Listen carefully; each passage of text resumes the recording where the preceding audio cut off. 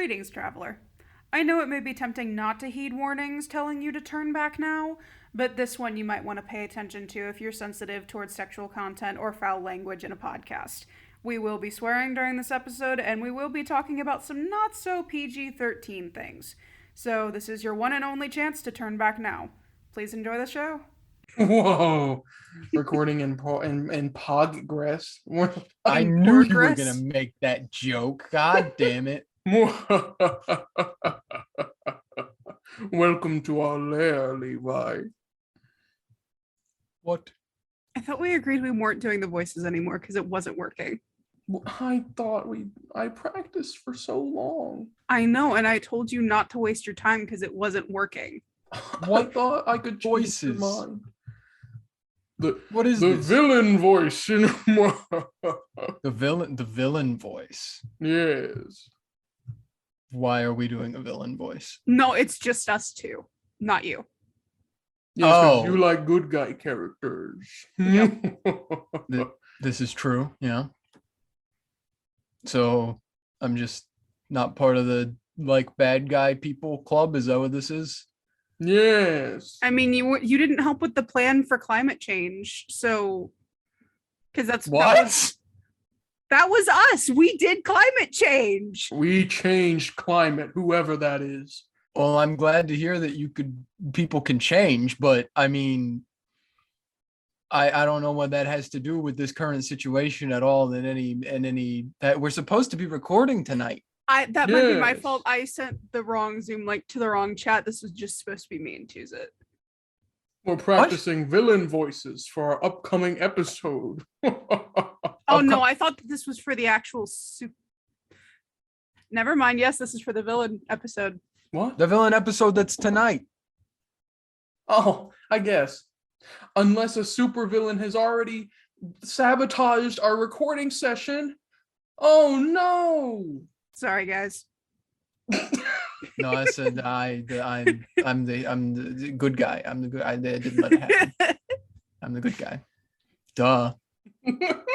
Wait, what's the opposite of duh? HUD. HUD? You went with the backward spelling, not backward meaning. That's what my brain thought of the fastest. Okay. This is why we can't be super villains. I think he's done a better job of being a villain with that line than we have so far. HUD. HUD. Roll it. Hey everybody, welcome to the Nat 1 podcast, aka Nope, because nope, you're not gonna want to hear what we're about to have to say. I'm Pertusik. I'm Levi. And I'm Jordan. And this is when we reveal we have a special dubstep recording of our opening for this one. No, we don't. I'll get Taryn right on that. I'm not. He's not, because he wouldn't. He hates dubstep. Oh, I don't care too much for it. But anyway, no, not many villains do. They prefer orchestral pieces, I think. Yeah. I mean, as you can see in the new Batman movie. Yeah. And Doctor Strange. And Doctor Strange. Spoiler alert. These aren't new by the time this is coming out. No, Well, no. and Star Wars. Because, I mean, one of the most famous villain themes in the entire world is the Imperial March. Yeah. Yeah. We're talking about No. villains today. Whoa. We're gonna talk about our Um, favorites. I'm hijacking this podcast. We're talking about good guys today. That's No! next week. Heroes. Maybe. No. Okay, you've convinced me. If anybody's going to hijack the podcast, it's going to be Taryn trying to talk about Flat Stanley. We don't allow that phrase in Please, this podcast. he wants to Jordan? so bad. No, This is a safe space. this is We don't not. say that word here. Those words here. This is a safe space for everyone except for Mr. Stan. Oh. Well, they're the same person, really. Well, don't tell them that. All right, man. Anyways. This is like April Fool's level energy so far. Yeah, we're wired today. Anyway, so here to talk about villains. Yeah. Villains are cool. I think more than before, villains are getting their their due credit. People are talking more about how important a villain is to a story than they used to. Before it was just like, oh, villain, I don't care about that. Just tell me the good guy. But now it seems like the bad guy is usually more of interest than the good guy in most media. Yeah. I'm ahead of the curve. I've always liked villains better. Me too. There's always been, for me, I've always had an appreciation for villains, but sometimes they're just not, they're not that guy. They're not that guy. That's true. But other times they are that guy or girl. Well, I think we need to talk about the difference between a villain that you can root for, because there are different kinds of villains, and I will stick to this point because that's why I can't choose a favorite villain. There are some villains that you agree with and you can see the reasoning behind and where they got their leap in logic, and then some villains that you so badly want to watch them lose, and that's part of why they're a good villain. Yes. Yeah, for sure. I don't know where we should start. I guess we'll put all our cards on the table up front just for our lovely, lovely listeners. We'll go ahead and start with our favorite villains. You guys got them? You ready? I told you I don't have one. I have what I can off the top of my head think is the closest thing I have to a favorite. Okay, why don't you go ahead and tell us what you think off the top of your head is your favorite? So this one's an interesting one. Okay. Because first of all, I think there are a lot of people on the internet who would be like, he's not a villain. He's not. I agree with him. But he's the villain. He's the villain now. Eren Yeager from Attack on Titan, who is the protagonist. He's the protagonist of the entire show. And he was like good boy. He was a good little boy for the first three seasons. Yeah. Arguably good little boy. And in season 4, he wants to commit mass genocide, kill the entire planet, do it. Lovely. He wants to. And as someone who has not read the manga, he's gotten pretty darn close to doing it so far. But I think the massive buildup over the course of 3 seasons of him transforming from this very naive protagonist who wants to do the right thing and fight these creatures, the Titans, that he perceives only as evil and everything that's wrong with the world. And then he starts learning about like the deeper secrets of society and why the world is the way it is and how he fits into all of it. And he basically just ends up deciding, well, this is the only option to prevent all of the stuff that happened to get us to this point from happening again. This is the option that I have to take. And I have the ability to at least try and take it. So I'm going to try to do it, which is mass genocide. Not even genocide, because genocide is targeted specifically at one group of people. It's more like, I don't know what you would call it. It's like a global side. He wants to kill literally everyone except for a very small part of the planet. Yeah. So, yeah. And that I'm a sucker for that. I'm a sucker for good guy who basically slowly gets corrupted into a mindset. And that's the thing too, is necessarily he's not even, oh God, I don't know how much I can say here. Wait a second. I was going to say he's not necessarily even wrong, but it's subjective, it's subjective, because anyone, even if you agree with me and say he is the villain, anyone who looks at Eren Yeager can say, I understand how he has the mindset he has now from everything he's gone through. I can understand how he got there. And I'm a sucker for that kind of story where it's like, yeah, I became the bad guy because it was the most logical conclusion for me. I like that.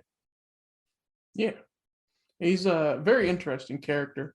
I would say that he has not changed at all. I'd say we agree on everything, Levi, except he hasn't changed, which I think is his big selling point. You have so many protagonists in so many shows, not just anime, but you do see it mostly in anime, where they're like, I'm fighting bad guy group X. I'm fighting demons. I'm fighting the people from the other nation. I'm fighting whomever. And then over the course of however many episodes it would be, or however many minutes or whatever, if it's a show, they go like, oh, they have a reason for being the bad guy. Well, now I'm not going to fight him anymore, and we're going to all be friends together. and we're all gonna just be good friend pals. And then Eren Yeager is the only one that was like, I'm gonna fight the bad guy. And then the show was like, look, they're not that bad. Look, they're not really that bad. They did some bad, but they're not all bad. And he was like, I'm still gonna fight the bad guy. That is true. That's fair. I'll give he you just that. never changed. He will, as he is quoted for saying, he keeps moving forward until all of his enemies are destroyed. Exactly, That's which is something the you famous don't Eren see. quote. You don't see that a lot in most shows, which I thought was interesting. That there was like one character they were like, we're gonna just not. He's not gonna be the softy hero that has a change of heart and wants to do the moral good thing. He's stuck on what he was at season 1, and I think that's very interesting. Maybe now that you've said that, I think maybe what I should say is instead of him changing, it's like he's given all these opportunities and ways to change, but in despite of that, he still comes to the conclusion of, I've been right this entire time. Yeah. And so it goes from being the good guy with no information because he's fighting the bad guy to now I'm the bad guy even though I haven't changed my stance because I know all of the information. Yeah. Which, Attack on Titan will get you in hot water because people can see some parallels between that and real life. There's people in real life that have also done similar ideas and ideologies. Unfortunately. I wonder who that could be. Jordan? No. What? I know you haven't watched Attack on Titan. We're just moving on to you, Jordan. I actually was. I was. I'm so confused. No, I have not watched Attack on Titan, so I have very little say on the subject. Yeah. Very good. You should. It's on my list. It's on my list. I'm not pushing Attack on Titan on people. As a means of relation, though, Jordan, can you think of a character that has received information contradictory to the moral thing and then chose to stick with their original reason, thus becoming a villain? I will say this part. I don't know if you would call him a villain, but I think he's the villain of Avengers Endgame, Star-Lord. Oh, I think Thanos is a bad guy, but I see Star-Lord as the villain of Avengers Endgame because he's the entire reason that they failed. It's his fault. The entire end of that saga is his fault. That is true. But in that situation, I don't think it was necessarily information was revealed to him. It was he let his emotions get in the way. He knew everything before and after everything happened. It was more so, well, he knew everything he was going to know before and after it happened. Nothing new was revealed to him that caused him to fuck up. It was more so he let his emotions take over because I don't know, dumb doo-doo head. Star-Lord head. I also think you see a lot of like hard-headedness in villains when you're dealing with a lot of historical dramas and historical films, when you're doing like a person versus a fascist government or a fascist organization or just anything of that sort where they're obviously the bad guys and they know that it's not right. And I mean, this isn't directly applicable because I know that Eren is one of the protagonists of Attack on Titan. I do know that much. But like in Ready Player One, the bad guy, I can't remember his name. The guy that runs IOI in Ready Player One is just like, I know that this isn't the best thing for the Oasis, but fuck y'all. Money. Yeah. I'd say a good comparison that I can think of for Eren, although it's not as quite, it might be. Honestly, both Thanos and Walter White are kind of like that in the they believe in their story they are doing the right thing to do good things for people, both of them. And that's something that maybe not Eren as much actually now that I think about it, but both Walter White and Thanos not constantly, but when it can be mentioned, they're like, I'm doing what I think is right. Eren actually, now that I think about it, doesn't say that too often. Eren doesn't try to justify himself really, but he just internally is like, yeah, I'm right. You can add Wanda to that list now too. Yeah, true. And if you watched Moon Knight, she's not a monster. It doesn't seem fair. Arthur Harrow from Moon Knight would also probably be an example of a character that's like, I'm doing what's right. Is what they think. Moon Knight. Okay, no spoilers. I haven't finished Moon Knight. I've watched most of it. No, you can spoil it because I don't think I'm gonna. It's one of those shows that No. that everyone's like, it's one of those shows that everyone's like, it's pretty good, you should watch it, and I just don't think I'll ever manage to get around to watching it, so I don't care if you say anything. Well, for context sake for the viewers, this isn't really spoiling because it's revealed by like episode 1 or 2. I think 1. Arthur Harrow being the villain of the series, his whole objection or like his belief on life is he serves the god Amet, the Egyptian deity, and her whole thing is judge people before they die, before they live their full life. So just judge someone as soon as they're born. If they are going to be a good person, great, they get to keep living. If eventually in their life they may make bad decisions, kill them immediately. Yeah. And Ahmet has the power to see that they will be bad people.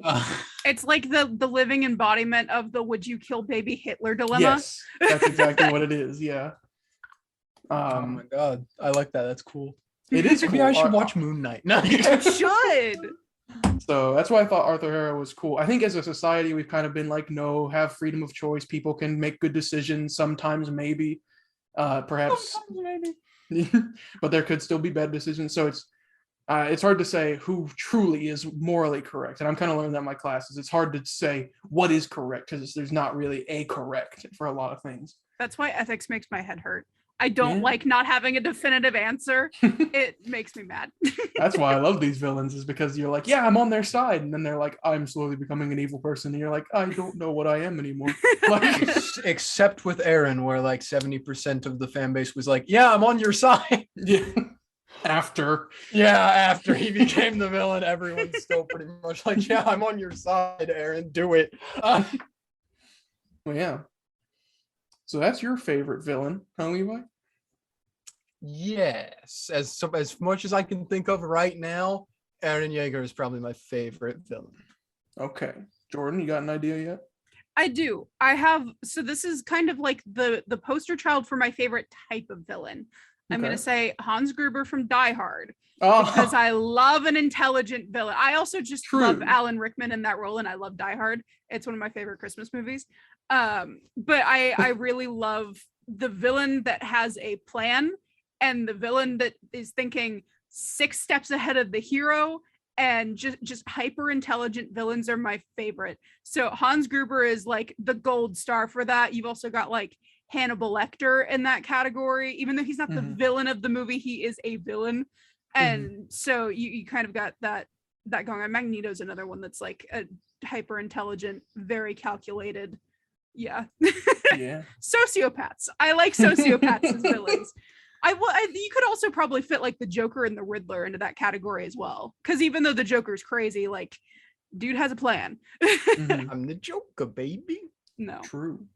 I would agree. I had an idea in my head of another one, but anyone that can play, it kind of goes to that meme that's been circling around for a little bit, where it's like anime character hero, I have the power of friendship, villain who has spent 20 years accumulating forces and wealth.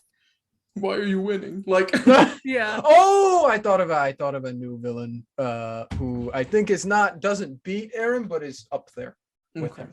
Well, first, talking more about intelligent villains, I wish I knew more about comics than I do, because there's a bunch of genius villains. Yeah, that's a big thing. That's why I need to read more comics, because I know like Lex Luthor is hyper intelligent. Dr. Doom is also hyper intelligent. Yeah. There are a lot of, like, when you look up lists of like most intelligent villains of all time, they're almost all from comic books. Yeah, I think. But you can find some stuff. MODOK is, yeah. There's in the video game Injustice 2, there's the whole plot is based on this one super smart villain from DC. I think his name's Brainiac. That's what they call him anyway. It seems really silly, but then I watch him and he's like destroying the whole world, and he has like a foolproof plan and no one could stop him. And I'm like, bruh, like the villain that planned for literally everything. Brainiac. Honestly, I think that could be said for a lot of Batman villains, because I mean, if you think about it, the Riddler's really intelligent. Basically, any of the villains that make their own tech are substantially smart. Everyone in like the Batman circle is like, Batman, extremely hyper intelligent hero with very little powers. Yeah. Yeah. Joker, extremely hyper intelligent, insane man with no powers. Yeah. Riddler, and like they're all really. It's just smart people going at it. Like I can't remember. Bane isn't, right? He's just buffed up. he's more of a but he works for, at least in the movies, he works for Ra's al Ghul, who is also remarkably intelligent. There was another one I was thinking of, the mafia, the families of Gotham as well. I'd say they're a different kind of hyper intelligent, where they're like, what are you gonna do, beat up a man and get on national TV? They put him into situations where he's like, he can't exercise his justice. They're the without intrigue facing kind of intelligence. street, which I also love. I just love a plan. That's why I love heist movies. And you could kind of qualify any main character in a heist movie as technically the villain, because they're technically the villain. But I love the Now You See Me movies, Now You See Me 1 and 2, the magician heists. I love those because the reveals at the end of like how everything comes together and how all of the heists come together and how everything works. I love, because I think it's a testament to good writing. Like, it's, if you can write an intelligent villain with a well thought out plan that works logically with the story, it's a sign of good writing. The more intelligent your villain, the better at writing you are. There you go. That's maybe there's some examples where that doesn't work, which I think we should talk about right now. Yeah. The ones that are supposed to be smart but don't do anything smart other than build stuff. Yeah, you kind of fall into a pitfall with that. A lot of Bond villains. Yeah, they build, but then they don't plan at all. I think the Iron Man villains largely are like that. Dr. Evil. What? He's a genius. He is a genius, but he keeps getting foiled. That's because of Scott. There's also Scott. I'm forgetting one because I can't remember his name, because I also hate the movie. The main guy from Inglourious Bastards, because that is one of the most, I don't like that movie just entertainment wise, but that is one of the most tense scenes I have ever seen on screen is in that movie. One, when the girl is under the floorboards in the beginning of the movie, and then the apple strudel scene that's later. Hans Landa? Yes. Yeah. Main antagonist in the 2009 Quentin Tarantino film. I also. Oh wow, he was actually portrayed by an Austrian guy too. I didn't know that. Another example of this, although it's strange because it was kind of intentional, but I don't know. I think we got to talk about Megamind. We got to talk about Megamind. We do. I unironically love Megamind. I think a lot. Yeah, I think a lot of people are. I love that movie. It's so a good much. Movie.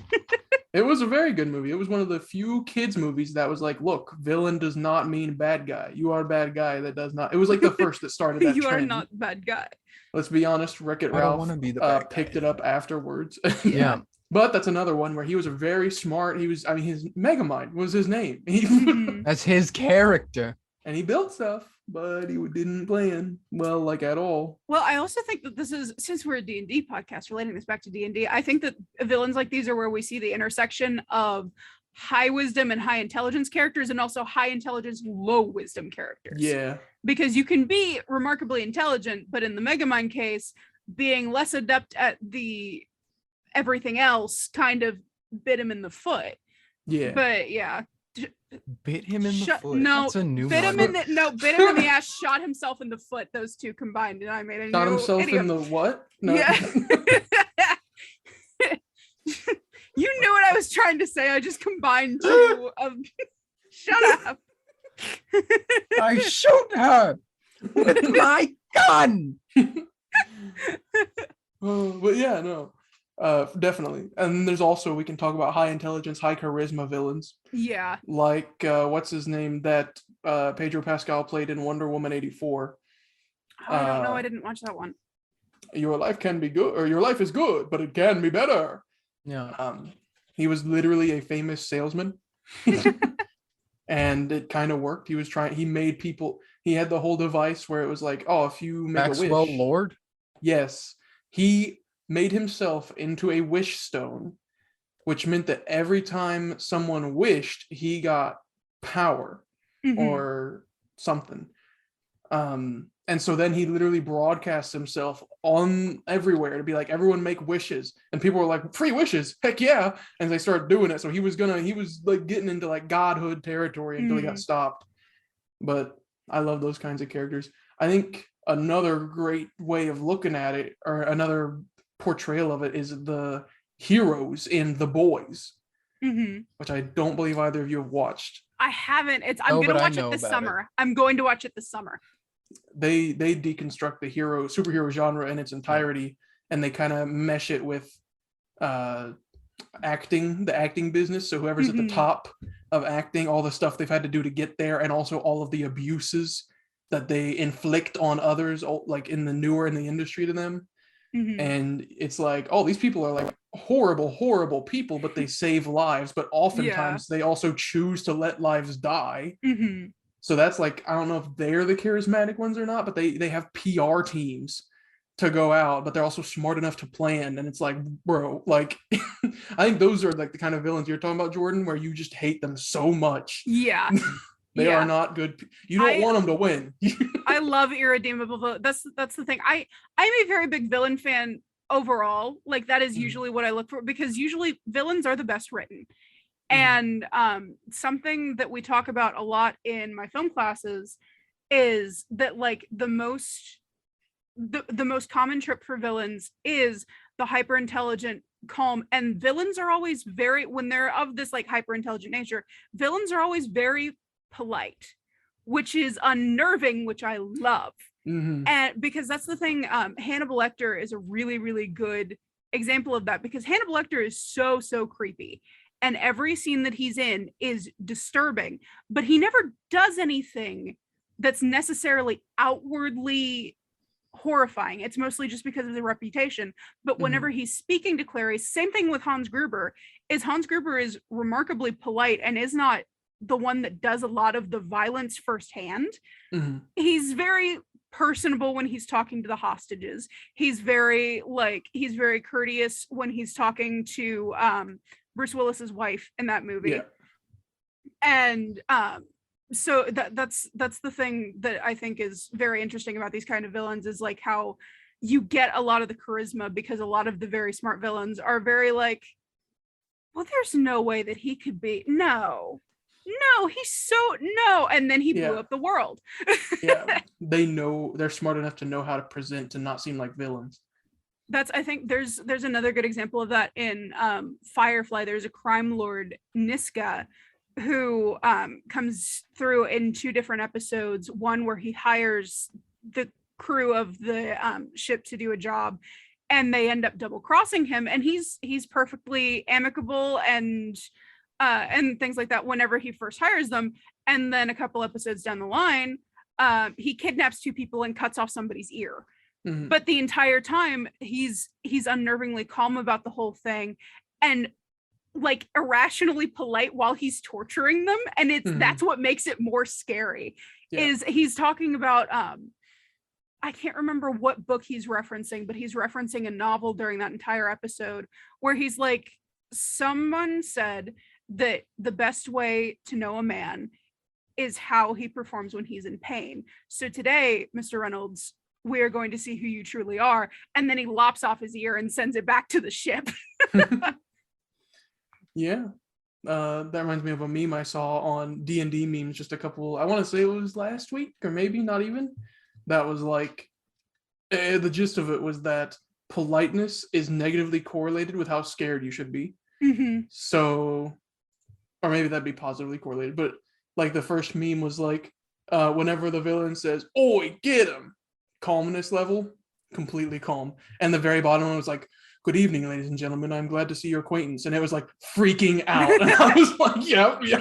That's I even though Ren is not supposed to be a villain, I definitely intend on playing that up for Vivia 3. Is like the quieter they are and the nicer they are to you, you should be running the other direction. Yes. Because it's also the idea that if they're calm, then it seems like they have the entire situation under their control. It plays into that feeling. Like Gus Fring. Yes, exactly. I was going to say it, but I didn't want to interrupt Jordan. That's exactly Gus Fring in Breaking Bad. He's always calm. Always calm, except for like maybe one scene. But yeah, and that's why he's so intimidating, and also just because the actor Giancarlo Esposito. yeah, is Giancarlo terrifying. Esposito is a really scary person, which is really funny. If you've ever watched any of the bloopers, he seems really nice in looks real so life. nice. He I think he's exactly like, the funniest thing is he's just like his characters, except there's no malevolence. Yeah. He's just a nice guy with He's no just the undertones. actual nice person. He just And has not resting any- scary face. Yeah. He is polite. He's like the red herring that DMs throw at you, where it's an incredibly polite person that has no ulterior motive. He's They're just there. nice. He has good manners. Yeah. But anyway, Levi, you said you had another high up one you wanted to mention. Yes, and I apologize to our viewers because it's another anime one. Whoa. But it's not as well known as Attack on Titan, because I feel like Attack on Titan's probably maybe also close with JoJo. I don't know. Tied for like no, Demon Slayer. Why did I not even think of that? But like I was gonna say tied for like the most well-known anime outside of anime people spheres, outside of weeb spheres. I'd say it's top 5, top 10, probably. It's up there. People know Yeah. about it. Kill la Kill, which is the one I'm going to talk about, is probably, I think, well known within weeb spheres, but maybe not as well known outside of weeb spheres. But so Kill la Kill pulls a bait and switch in it, where it's like, hey, first episode, this is the bad guy. Here she is. And then like 13 episodes later, they go, actually, the bad guy, here's their mom. Bad guy's mom is the real bad guy. No. And the bad guy's mom is her name is Ragyo Kiryuin. And I like her because she scratches a particular itch where, like, we've been talking about, oh, here are all these, which she is well written, but we're like, oh, here are all these well written villains, but some of them, like, they have motives for being the villain. Necessarily, maybe it's all like morally gray. Maybe they have good reasons that they're doing what they're doing. She's just pure evil. Mm-hmm. She is pure evil and only wants to do bad things. And that's why I like her so much, is because she is evil and she doesn't try to be like, I'm not bad, guys. I'm not a bad, like, she's just straight up, completely 100%. I'm the bad guy. Duh. And I also, just because her design is so literally fantastic, because her whole gimmick is that she constantly radiates a rainbow effect around herself at all times. But it's not like a fun, happy friendship rainbow. It's like divine radiance type rainbow. Yeah, like evil rainbow. And she has this iconic theme song called Blumenkranz, which is she's just she is a girl boss. She is probably, like, you look in a 21st century like slang dictionary under girl boss, her picture right there, right next to girl boss. But yeah, no, that's what I wanted to like try to transition. Well, not transition into, because I don't think we can talk about it too much, but just be like, we have all this appreciation for villains that are like well nuanced and all this blah blah blah, but also I think it's good every once in a while to have one who's just a bad person. Oh, absolutely. Just a horrible person who actually just wants to do bad things and isn't like, no, but I'm doing it for my family, or I'm doing it because it's what I believe is right. They're like, no, I want power. Before we do that, Prachusa, what is your favorite villain? I'm glad you asked. At this point, I was going to save it towards the very, very end for shock value, but I can talk about it here too. Oh, we can save it. No. I told you guys before we joined this that you have seen stuff that my favorite villain is in, for sure. Mm-hmm. Yep. And I challenged you to guess it. I'm going to extend that challenge to our commenters. Go ahead and try and comment below right now. I almost guarantee all viewers, you have seen something that this villain is from, and you could probably guess it. Oh my God. I'm going to give you 5 seconds. The hubris of man. It's Bowser. I can't believe it. Close. What? Tom. Tom from Tom and Jerry is my favorite villain of all time. That's reasonable. Levi's in shambles. You can't see me. I just pogged so hard at that. That was the greatest revelation I think I've ever experienced in my life. There's just, Tom and Jerry. Tom was like the first introduction I had to a villain. Mm-hmm. And the whole thing was like, oh, he's a cat and he's supposed to catch the mouse because the mouse is not wanted. It's not supposed to be in the house. And I was like, oh, he's just doing his job. And Jerry's making it hard for him. And people are like, Tom's the villain of that story. I'm like, no, he's just doing his job. He's just trying to get the mouse out. I mean, he might try to eat him. That's the bad part, but he's just get him out, So Tom is my favorite villain because he's misunderstood. All right. Mm-hmm. A close second is probably Team Rocket, because now they're bad people for sure because they're trying to capture Pokemon. But also they're just funny and they still pose a challenge. They're like Megamind evil. Yes. I love them. Presentation. Yes. Those are my favorite villains, which also kind of goes to like just having simple villains can also be great. Mm-hmm. Like you were talking about, Jordan, I think that any villains in general are the best written, even if it is something morally gray or complex, or even if it's something simple. Even in the simplicity, there is complexity, which sounds oxymoronic. But if someone is a villain and they're just evil, you have to explain that. Why do they not wish to be morally good? Mm-hmm. Most people in general would be. And to explain that is of itself already a challenge. Because if a hero is morally good, you don't have to explain that.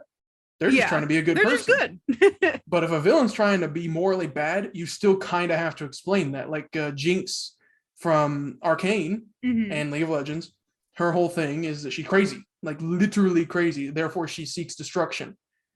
And just evilness. She's not out for money. She's not out for power. She just wants the world to burn. And, there's value in those characters just as well. They're very interesting to get around as well. And that's why I like Tom and the Team Rocket. That's my favorites. But yeah. And I have to say, even if you have like just a simple villain that is senselessly evil, like you were saying, everybody has their own motivations that you have to explain. But I think the ones that like their motivation is just to be evil are also just delightful. Yes. I like the I was talking about this the other day. The villain from Birds of Prey, Ewan McGregor as Roman Sionis, Black Mask. So irredeemably awful that you cheer when he dies.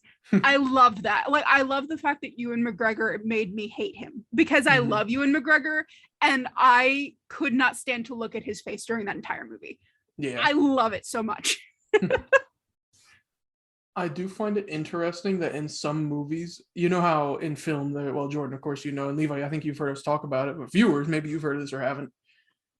There is the like famous saving the cat scene or cat from the tree scene, where the good guy saves a cat and that's how you know he's a good guy. Yeah. Yeah. I've seen in some media now it's almost like the opposite of that, of the killing the cat scene. That's how you know they're the villain. Yeah. Like they might have morals and you're like, oh, are they really a bad guy? And then they do something blatantly evil, like harm some innocent creature, and like, okay, they're the bad guy. They go out of their way to do something that's not necessary. Yeah. Yeah. I hate that it works on me, but it always works on me. Like like, it's a really good way of quickly establishing a character's morals and boundaries. Because I mean, you can even have, if you're talking about the morally gray kind of villains, you can have some lines that people don't cross. Like that's you still have villains and they are still villains with hard and fast moral codes. But I think that's visually one of the best ways to expeditedly tell the audience, bad guy, bad guy. Now, we've talked about our favorite villains. This is not necessarily the same, but I also wanted to know, start with you, Levi. What is the villain that you hate the most? You hate them.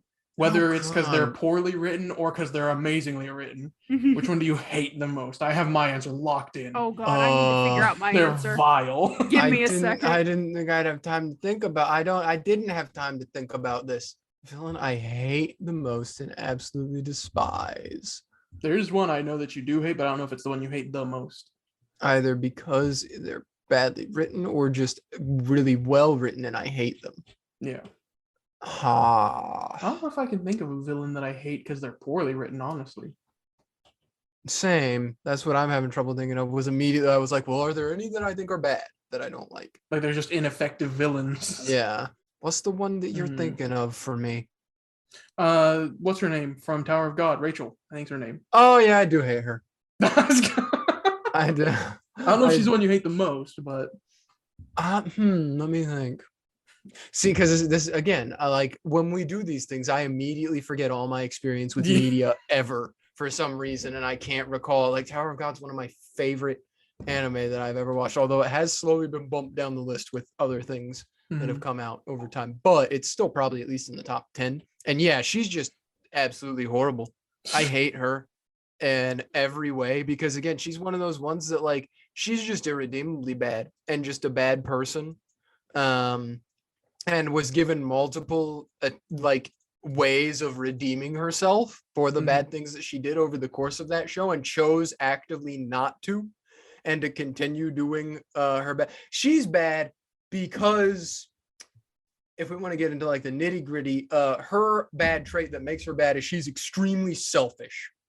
She's an extremely selfish character. And so she wants a very specific goal for herself above everything else. And she's even willing to admit that she cares about other things besides that goal. But when it comes to choosing between anything else and that goal, she will pick it, even if it's like a person that she cares about, which makes her so much more hateable.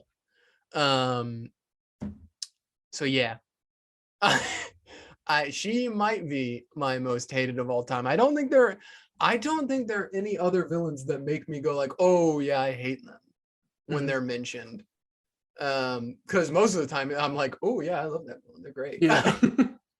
More so it's I like villains rather than hate them. True. Jordan, you got an idea? I don't. I'm looking at like lists of villains and I'm having trouble because I watch so many movies. It is so hard for me to pick like one that I hate, and I can't decide if it's one that I like love to hate or one that I genuinely just don't like, because I think I'm also in the camp of like I've never seen a villain that I was just like, oh god, like I hate this outside of the context of the movie. This is a bad character. Yeah. I don't know. I mean, one that I'm not a huge fan, but I go back and forth. Like Agent Smith from The Matrix, I kind of go back and forth because I also have issues with the whole AI thing because it kind of borders on the hyper intelligent villain, but with the AI, you have the question of the extent of intelligence and sentience of AI. And so it kind of becomes less of a question of ooh, big bad AI, and more of a like, okay, is this feasible with technology, or are we putting too many limitations on the potential of technology based on the standpoint of where we're writing this from? Yeah. So with a lot of like AI villains like Hal and things like that, I have trouble looking at it and being like, all right, this makes sense, because I'm always thinking in the back of my mind, and this might just be a me thing, I'm always thinking like, okay, are we putting too many superficial limitations on this because A, we have to for the story to work, and B, because we cannot conceive of the potentials of artificial intelligence? I have a lot of thoughts about this one. Yeah, that tends to be my problem with sci-fi in general for That's me. a lot of the stuff that that's the big problem that I have with, like, I like the original Matrix movie. I have not watched the sequels, and then I watched the newest one. Me too. It's just a lot of the stuff that I have problems with AI as the villain is like, how do we program it? It gets into the question of like, how do we program morality, and how does morality and reason factor into an AI character? Looks like you got to get a programming degree. No. I'd say if you ask me, this isn't something that I hate, but it kind of is something that I hate. I don't like villains whose thing is like, I'm in it for the money. Yeah. They are an example of what I would say is just a purely ineffective villain. They're usually not entertaining. They're usually also not so bad you hate them. They're Although just I like, raise you Hans Gruber. I don't know, he fell out of the tower. No. But oftentimes when they're like, I just do it for the money, I'm just like, okay, why didn't you get a job? No, they usually explain that much. But even still, I'm just like, this is boring. Especially if they're like, yeah, I'm a bad guy, so I had to steal money. In like the case of Walter White, he was like, I need money for my family, and this isn't a bad thing, right? I'm not doing a bad thing, right? And then by the end, he was like, I'm the bad guy, HUD, or whatever. Oh, that was the good guy one. He can't say sorry. Duh. I like that.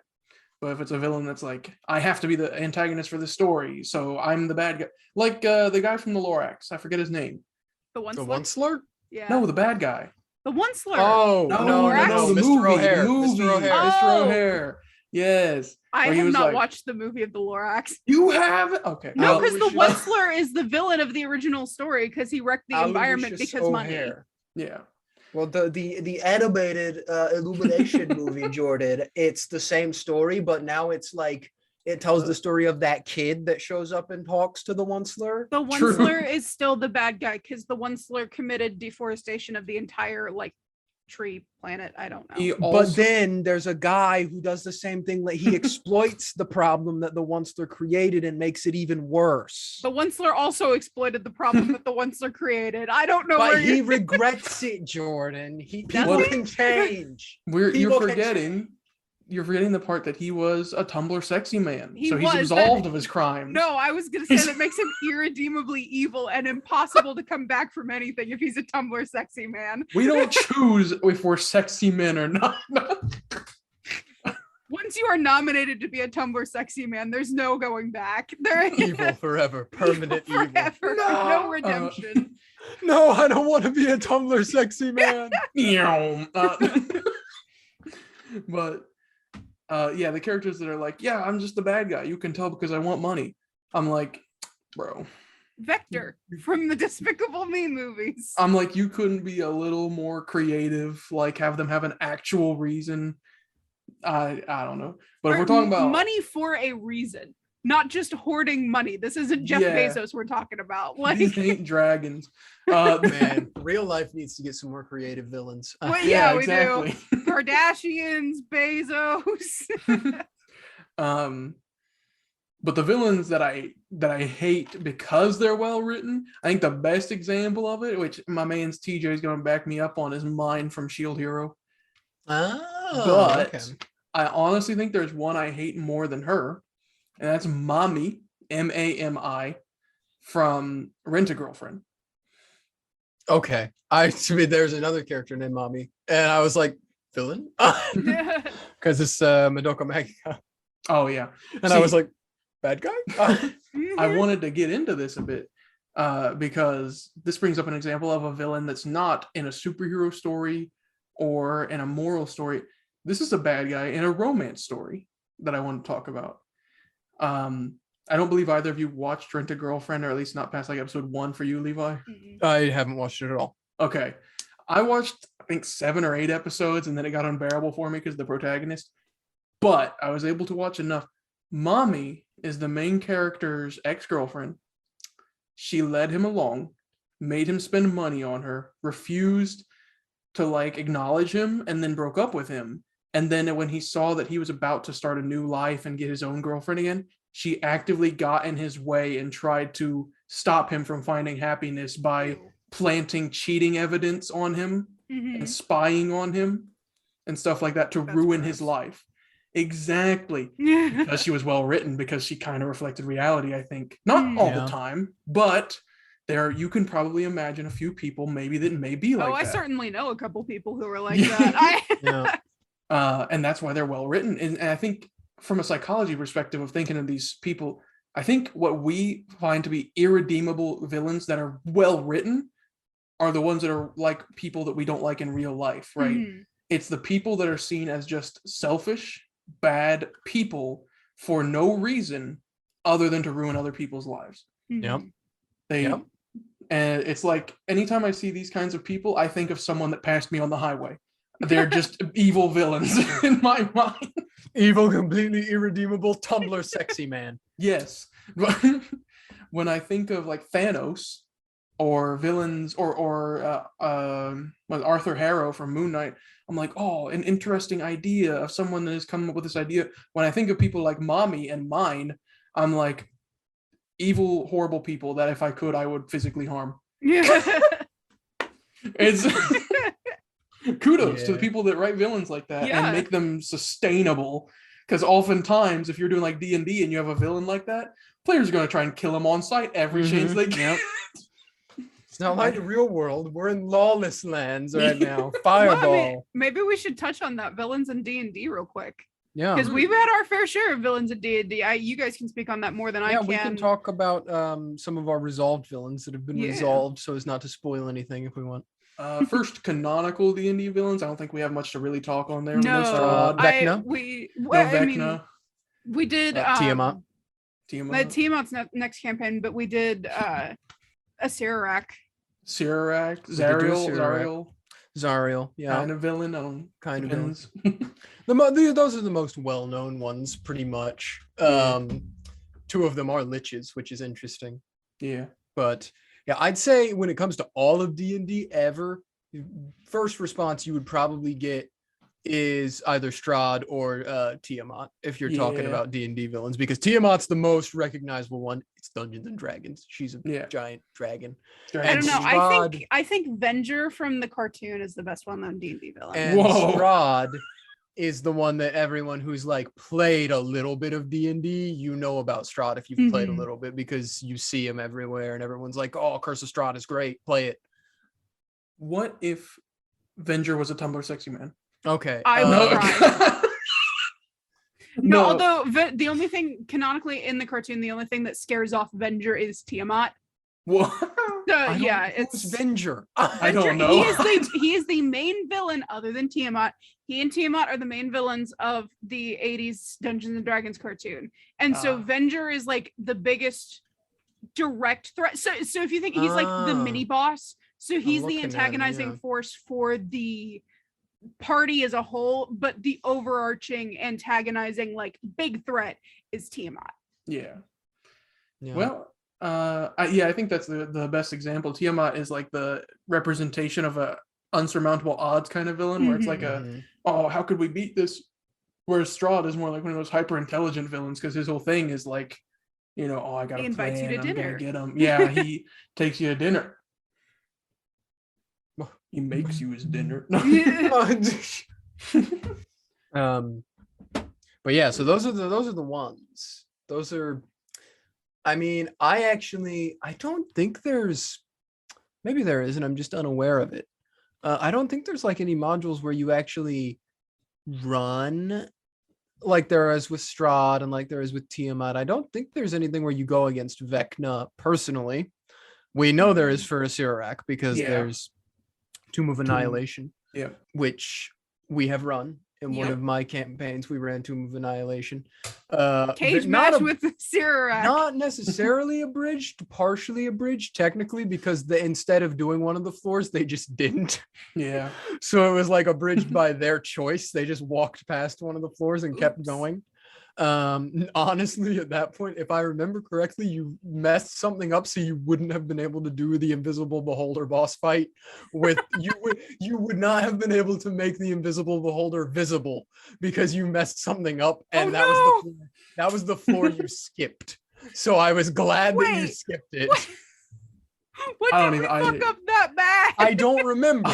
There was some item you needed which made the Invisible Beholder visible. Oh my and God. like you broke it or destroyed it or something. Did that get wrecked by the Karen. rust monster? Maybe that might have been the victim of one of the two rust monsters. But yeah, so they fought against the Sirac, and a Sirac is one of those pure evil villains. If you've read anything about it, I don't know if either of you have read anything about him, but a Sirac is literally just like, I just want to do bad things because I enjoy doing bad things.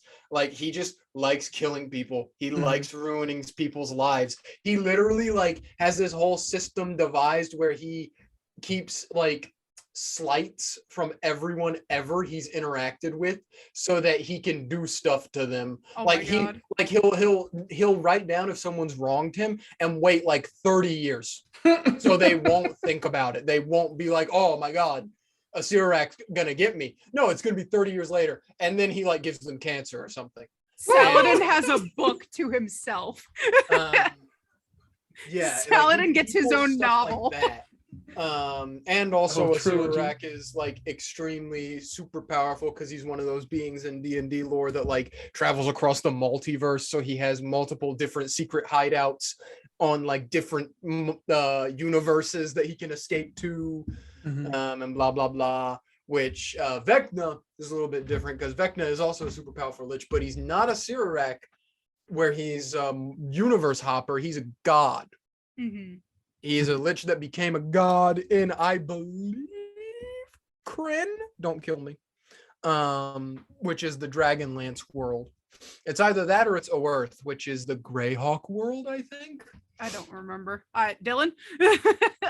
And yeah, the only time I've ever seen, there might be an old module that I don't know about, but the only time I've ever seen like D&D characters actually go up against Vecna was Vox Machina in Critical Role. That was the first time I've ever seen someone physically go up against Vecna and not like his minions or people that follow him, because you just know of him because of the magic items. and he's the god, he's the whispered one in all other things ever besides Critical Role, which he is now in Critical Role, but he was just a lich. Yeah. a strong lich. He's also, by the time this comes out, he'll have been the main antagonist for Stranger Things season 4. Oh wow. True. Yeah.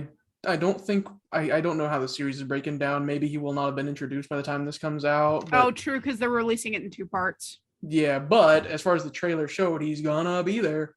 Or whatever they're calling Vecna. yeah, because well, I mean, Vecna. No.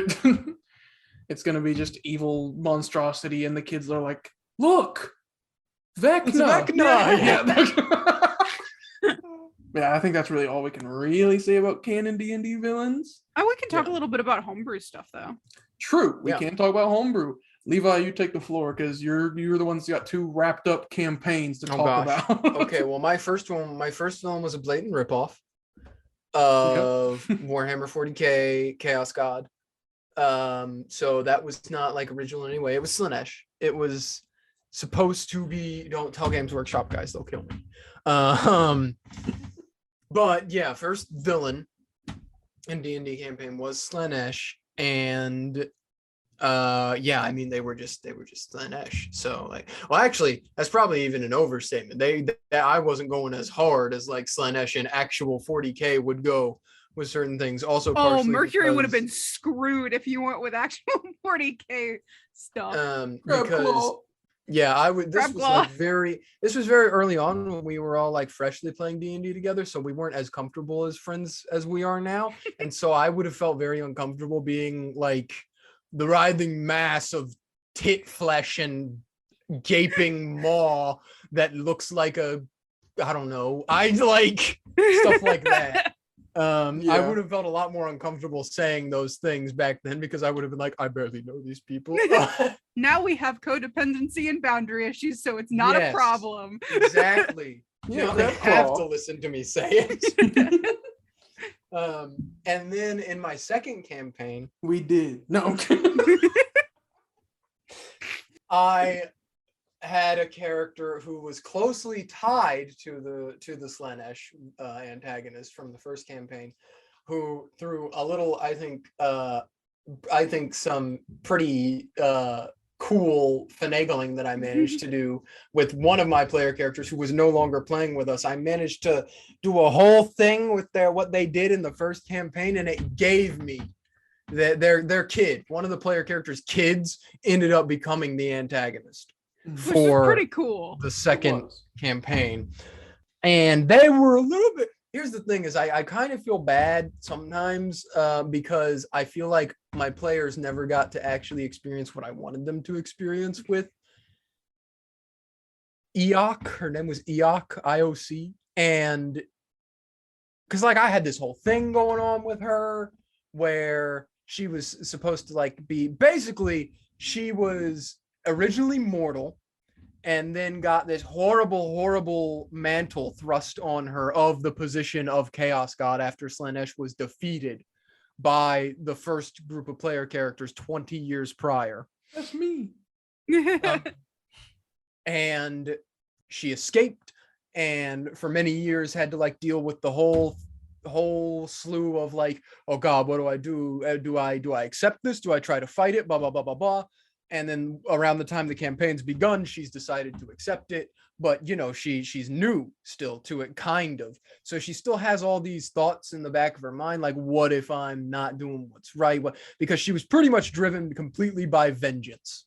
She wanted to avenge Slanesh, who had adopted her after the player character who gave birth to her was entrapped by them in a limbo state for many years. 20 years? 20 years, yeah. Roughly. It was either 20 or like, it was somewhere, it was in the upper 20s. I think it was a like lot. 28. So Slanesh adopted them, and then Slanesh got killed by the player characters. And so then she was like, okay, I want to destroy these people and everything they stand for in order to get vengeance. Which Logically. slowly just devolved into I want to destroy the world, pretty much. But everything that the party saw from her was pretty much I want to destroy the world and I'm just a bad person. And also fuck Lavender. Yes. Which that's the thing, is the method I chose of trying to get that other side to be viewed didn't work out, because the player who I was trying to use as a medium to get that through to them was not, I don't actually know completely. They were either not following or they weren't just acting on it. So these things never got fully explained or revealed, and then it didn't pass on to the rest of the party either. So from their perspective, it was always just, yeah, I'm just a horrible person who murders tons of people all the time, blah blah blah. Which also, to be fair, she was really bad. She was a bad person. She committed mass amounts of destruction and death on a regular basis. Her actions were not justified at all. It came from a horrible basis. But at the same time, I felt there was more to those things than just, well, I just want to do it. It was from a completely unjustified, deranged justification on her point of view that I don't think the players ever got to really see. Yeah. And then they beat her. No, you guys did beat her. That's right. We did. Yeah. Because that's what happened to cause the worst thing. yes, that's what I was getting to. Because they never learned about all this stuff going on in her head where she was having all these second thoughts. They didn't learn that she developed this malady, which was pretty much like her god half, which was like her primordial essence that was like, we're supposed to be chaos. We're supposed to be chaotic and bad things happening and good things happening because we're chaos. We're all of that at the same time. There was that side of her, which is what she constantly was having second thoughts about. So her other half was like separating them, dividing them down the middle. And when a final confrontation did happen between the party and her, and the party ended up winning, this basically her physical form being destroyed caused the final separation of these two and broke her down into a being which I dubbed entropy, which, I mean, if anyone knows what the concept of entropy is, you know why it's called that. It's chaos, primordial chaos. And then entropy went on to cause even more problems for like the last 3 levels of the campaign. I think you were either 17 or 18, level 17 or 18 when you killed her. And then the last 2 levels were fighting entropy instead, who was even more so of a threat. But they ended up more like dispersing entropy as well in the end. Yeah. And almost all of us died. Yeah. Entropy would because entropy was a primordial entity, they were much more of a simple villain. They were, I want to fulfill my purpose for existence, which is to cause chaos. That was their whole thing, is it's the no, what are you talking about? Please stop saying you want to kill people. I am literally chaos. What do you want for breakfast? The souls of the damned. A bagel. No, 2 bagels. I don't want to cure cancer. I want to make dinosaurs or whatever it is. Yeah, that's exactly what it is. So that's used villains.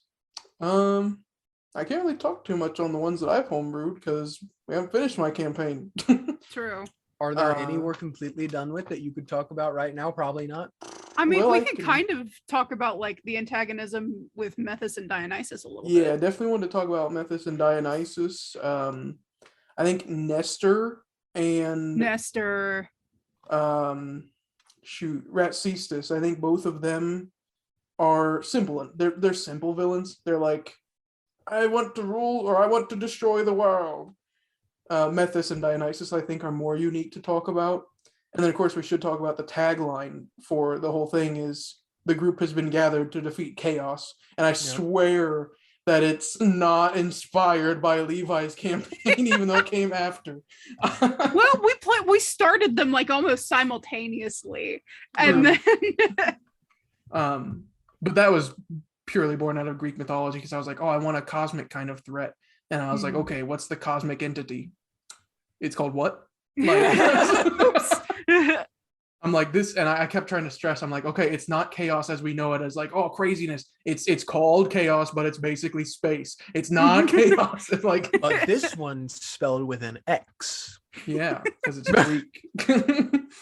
But yeah, and then there's also the fact that you guys still are unsure of who the true BBEG is. it's Chirexo. I don't think so. Not after our last session. I'm not gonna lie. See? Although No, maybe I'm just impressionable. I don't know. After our last session, I think we can all agree that it's Arlo. It's Arlo. It's Arlo. Secretly this whole time. You guessed it. No.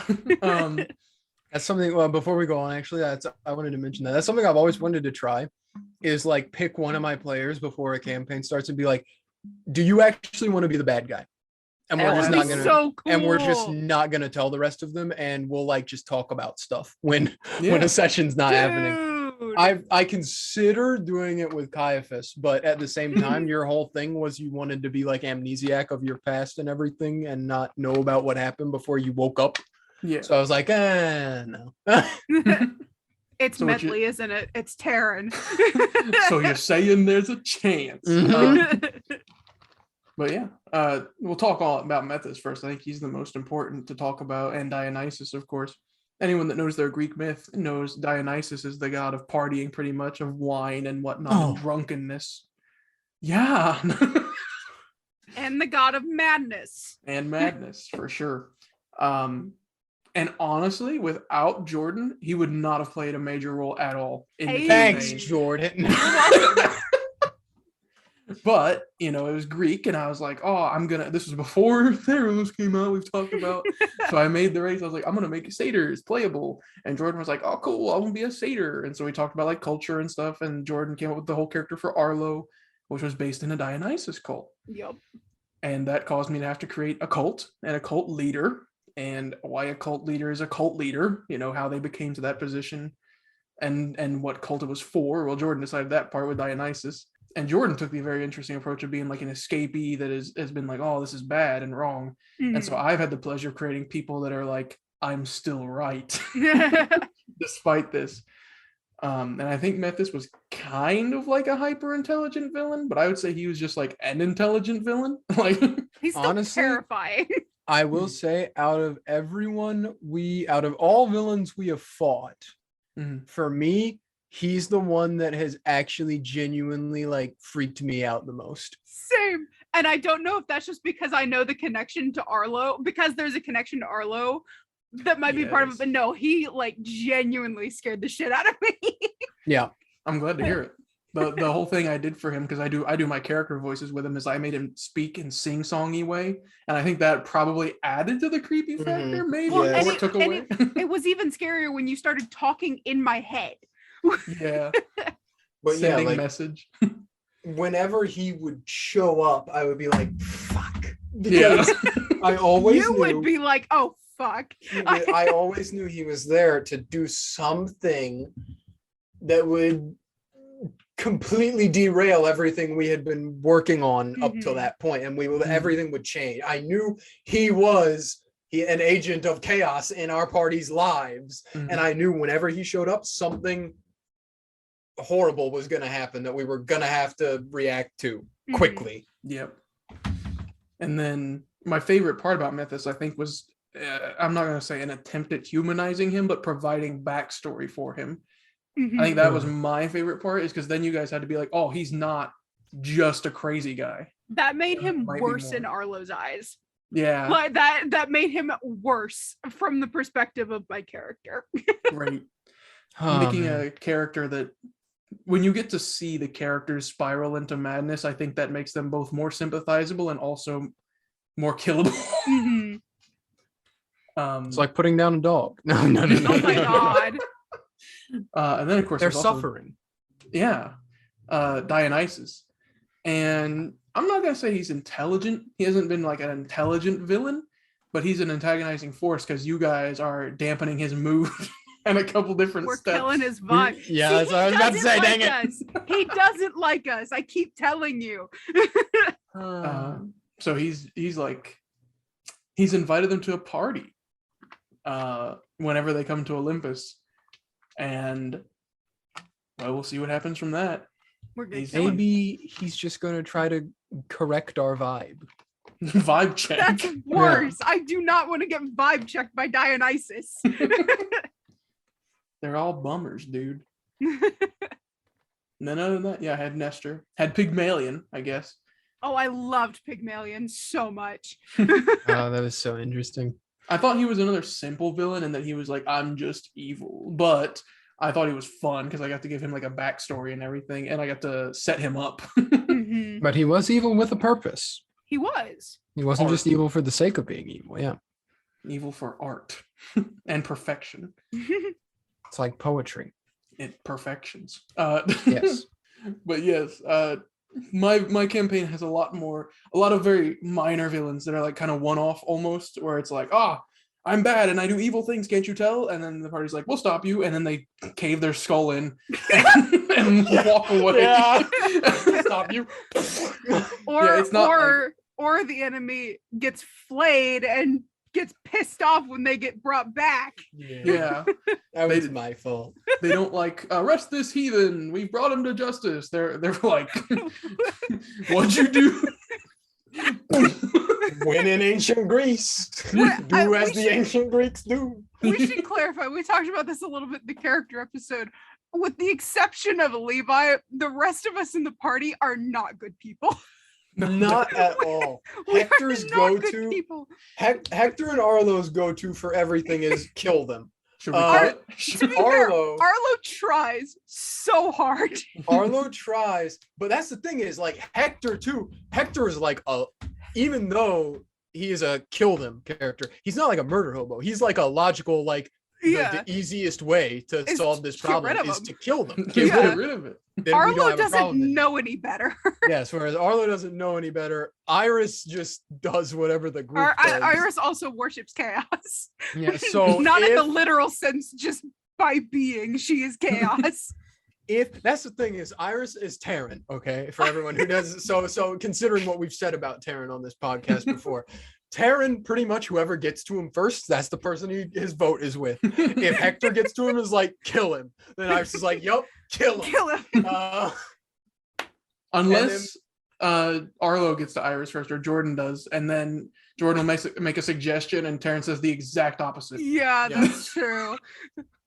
But no, that's the and thing. then- And Arlo is always assured in her decision to say kill them because Hector usually says it first. And Arlo's like, that's what I was going to say. Yeah, let's do that. And then we have Kazuma, who isn't bad as in he murders people, but he goes around and just steals things. He's He's just a great. thief. We're not good people.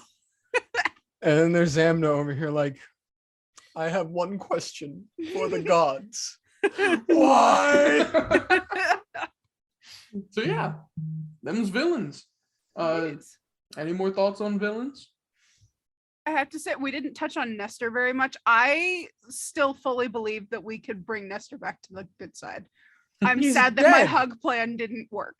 He's gone. Okay, but it could have been like a Darth Vader situation where he was redeemed and then became a Force ghost. True. He they was did- already a ghost. But he could have Kill the become a ghost. good ghost. For those of you that know your Greek myth, Nestor is the name of someone from the Iliad. He had his father given to Macedonian or Mycenaean forces, probably Mycenaean I for the think that's Iliad. it. He gave his daughter, I believe, was either taken or stolen from him by them, and he was like, "Oh, please give her back," and they're like, "No." No. And then he was like, "Hey, Apollo, can you cast a plague on all of them?" And then like half of them died, and they were like, "You can have her back now." But then in my world, I had it to where he was a lonely magician or mage, and he was like spurned for his ability, and he kept trying to find a home, but he kept getting too zealous with his abilities. And then he was like, "Fine, I'll make my own home." And then he did. And then right when he finished it, he died. I felt sorry for him. I like aggressively tragic felt character. sorry for him. Yeah, Yeah, he was very tragic. He's the typical lonely villain. Like, I just wanted friends, but also he had homicidal tendencies. So Yeah. would have probably taken more than just a hug to fix that. Oh, Mr. was a yandere? He's the well, I mean, the way that the dungeon played out, from at least from my perspective, he's kind of like he and Arlo are kind of the same, two sides of the same coin, where like Arlo saw and endured all of the abuse that she's been through, and it's That's why you I want to have to save him so bad. yes, that's exactly why I wanted to save him so Because bad. if he can't be saved, Arlo can't be saved. Now you get it. That was the entire thing.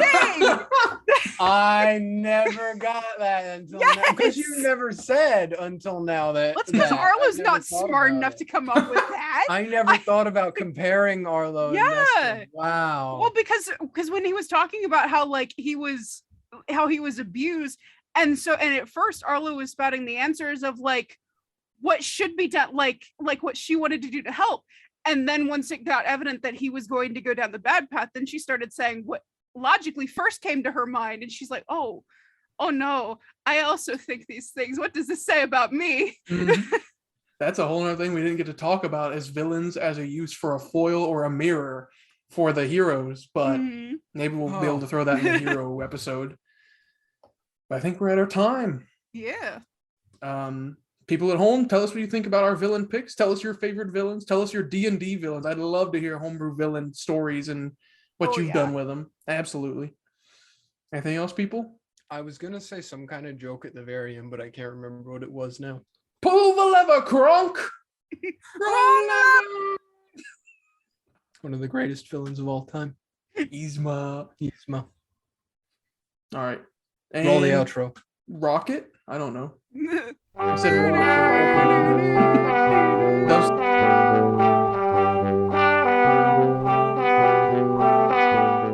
Hi, this is Jordan from Nat One Podcast. We hope you enjoyed the episode you just listened to, and we hope that you come back for more soon. If you'd like to keep up with the zany shenanigans of our lives and the different things that we do, you can find us on Twitter, TikTok, Spotify, YouTube, Castbox, and Anchor. We look forward to seeing you again soon. And hey, thanks. What would it look like if a deer used explosives? And what would happen if you gave a squirrel a gun? How about if a cat wore armor and carried a clockwork sword that was actually a sentient being, potentially an insect? All good questions that you can find the answers to in the new podcast Rootless, a game of might, right, and arson. Rootless comes to you from a fictional storytelling group with 7 unique players, all interacting as anthropomorphic animals set in a medieval fantasy world. If you enjoy improv, comedy, drama, Dimension 20, Critical Role, Dungeons & Dragons, soup, or anything in between, be sure to give them a listen. You can find them at rootlesspodcastofficial.podbean.com or search Rootless on any major podcasting platforms. And for those who want to see the beautiful faces of the party, you can find them on YouTube as well. Check them out, and they'll see you in the woodland.